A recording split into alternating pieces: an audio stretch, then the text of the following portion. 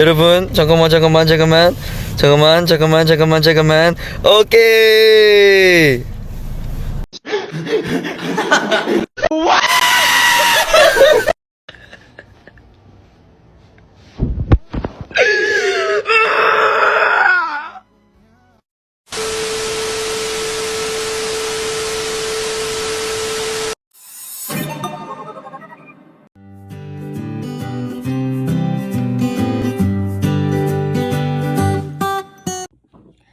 Apa pengertian ilmu pengetahuan sosial menurut Anda? Ilmu pengetahuan sosial menurut saya adalah bidang studi yang mempelajari tentang masalah-masalah sosial yang dipadukan dengan ilmu sejarah, ekonomi, sosiologi, geografi, politik, hukum, antropologi, psikologi, serta material lain yang berhubungan seperti ilmu matematika dan alam. Apa hakikat ilmu pengetahuan sosial menurut Anda? Hakikat ilmu pengetahuan sosial menurut saya adalah perwujudan dari pendekatan beberapa konsep ilmu-ilmu sosial yang dipadukan untuk tujuan pengajaran di sekolah. Materi ilmu pengetahuan sosial apa saja yang disajikan dalam kurikulum Merdeka? Seiring dengan perkembangan zaman, ilmu pengetahuan juga senantiasa mengalami perkembangan. Pertambahan populasi manusia yang terjadi secara eksponensial juga memicu banyaknya permasalahan yang dihadapi. Maka dari itu, materi kurikulum Merdeka dibagi menjadi 3 fase. Yang pertama adalah fase A, yang kedua adalah fase B, dan yang ketiga adalah fase C. Fase pertama adalah fase A. Peserta didik mampu mendeskripsikan identitas diri dan orang-orang di sekitarnya, sehingga dapat menerima perbedaan yang ada pada manusia.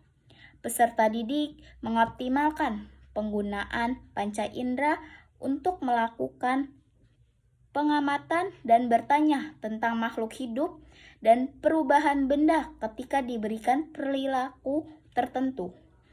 Di akhir fase A, peserta didik mengidentifikasi dan mengajukan pertanyaan tentang apa yang ada pada dirinya maupun kondisi di lingkungan rumah dan sekolah, serta mengidentifikasi permasalahan sederhana yang berkaitan dengan kehidupan sehari-hari. Yang kedua adalah fase B.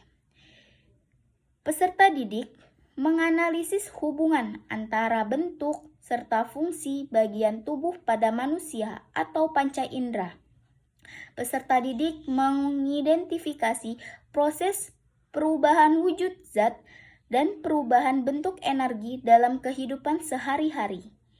Peserta didik mampu menunjukkan letak kota atau kabupaten dan provinsi tempat tinggalnya pada peta konvensional atau digital.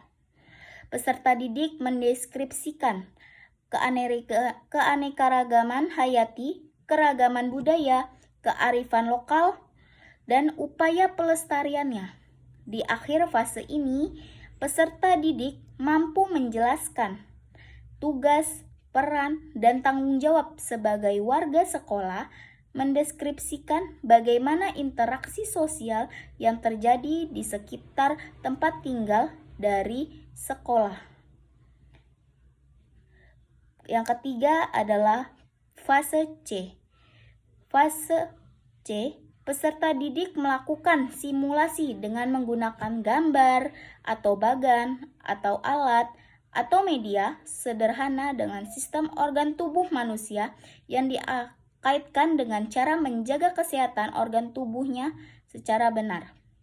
Peserta didik mendemonstrasikan bagaimana sistem tata surya bekerja dan kaitannya dengan gerak rotasi dan revolusi bumi. Peserta didik mengenalkan keberagaman budaya nasional yang dikaitkan dengan konteks kebinekaan. Dengan penuh kesadaran, peserta didik melakukan suatu tindakan atau mengambil suatu keputusan yang berkaitan dengan kehidupan sehari-hari berdasarkan pemahamannya terhadap kekayaan kearifan lokal yang berlaku di wilayahnya serta nilai-nilai ilmiah dari kearifan lokal tersebut. Di akhir fase ini, peserta didik mengenal berbagai macam kegiatan ekonomi masyarakat dan ekonomi kreatif di lingkungan sekitar.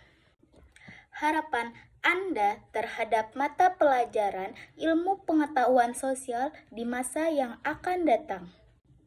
Harapan saya untuk mata pelajaran ilmu pengetahuan sosial di masa yang akan datang agar materi lebih dijelaskan secara rinci lagi dan menggunakan bahasa atau kata yang lebih ringan agar dipahami oleh anak-anak maupun orang dewasa.